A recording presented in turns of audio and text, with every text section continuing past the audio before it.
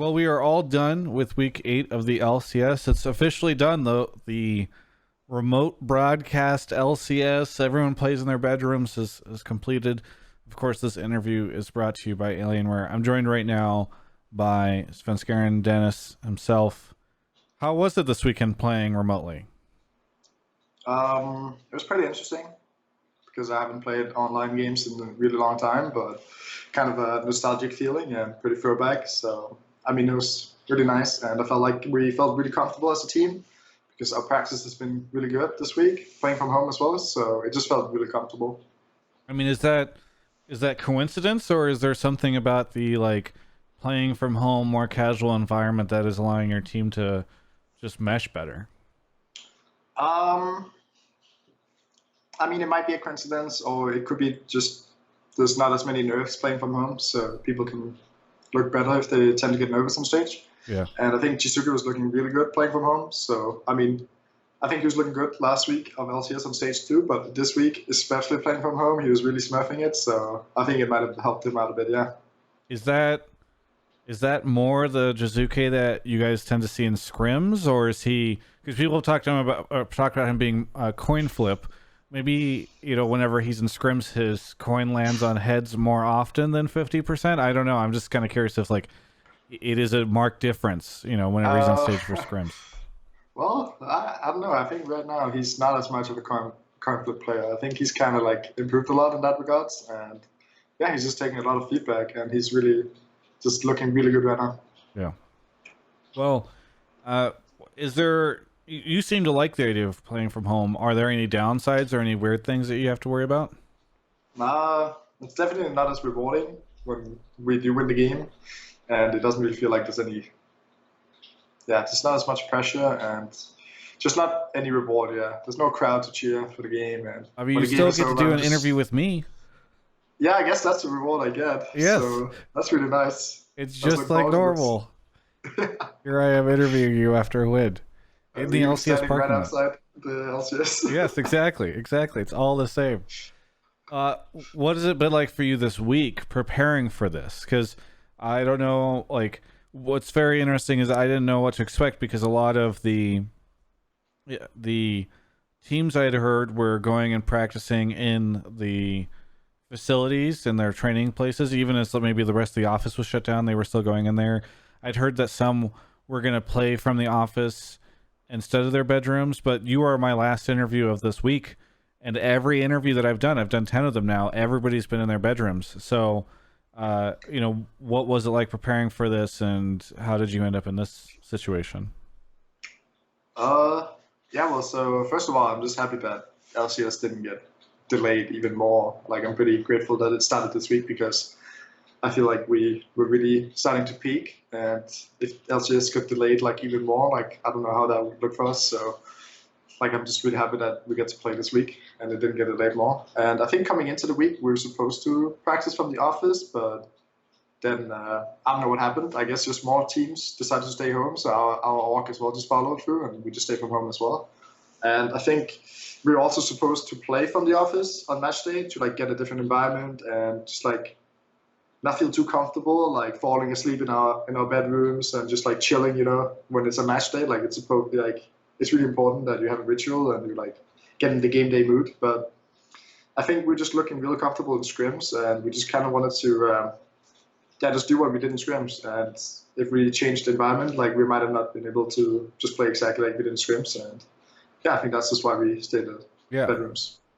Well, Jizuke, in the interview I did with him yesterday, also said you guys did really well in scrims. This must have been a phenomenal week for you to give you guys both so much confidence.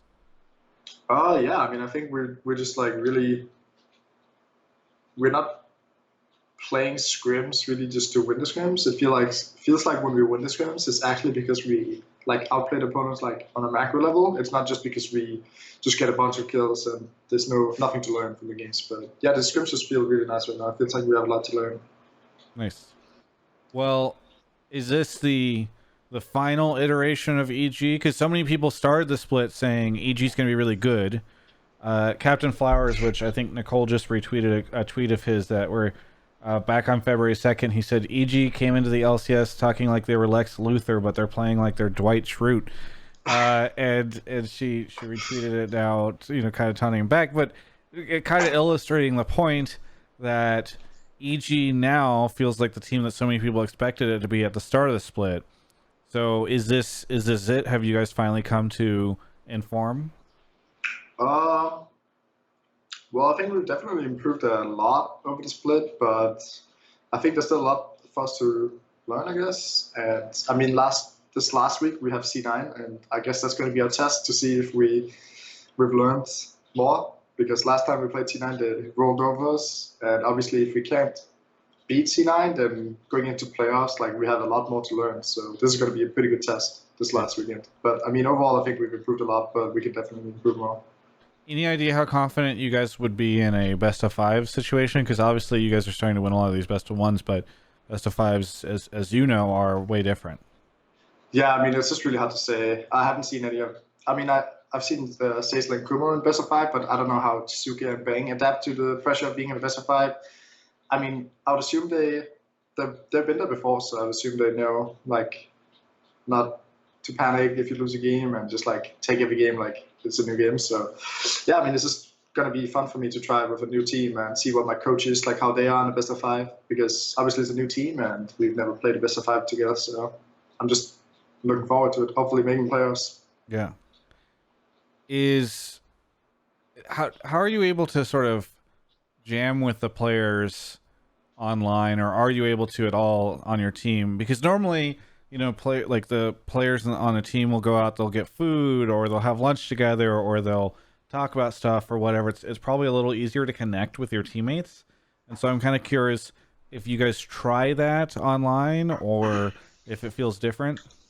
No, we haven't really been doing anything. We're just, it's like we show up at 11:45 for scrims, and then at 5 p.m. scrims over, and then people are just like done talking. Yeah. So it's a lot more efficient playing from home, I would say, because there's no time wasted. Everyone is still on their PC. You don't have to walk like all the time. Like, I don't know, like there's problems in the review room, and I don't know, like to get to the office and stuff. So this is just like really fast. I feel like we get a lot more games in, so I can play like a lot more games if I do want to, and if I just have more time playing from home, and yeah, I mean, I think that's just the benefit of it.